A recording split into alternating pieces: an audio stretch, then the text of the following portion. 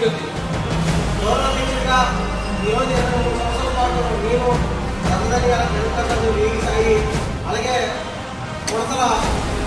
ఉమ్మలాడకు సంబంధించిన కార్తీక్ కానీ మన జైపూర్ ప్రజలు కానీ రాష్ట్ర సమాచార సందర్భంగా కృషి కార్యక్రమం పాల్గొంటున్నారు.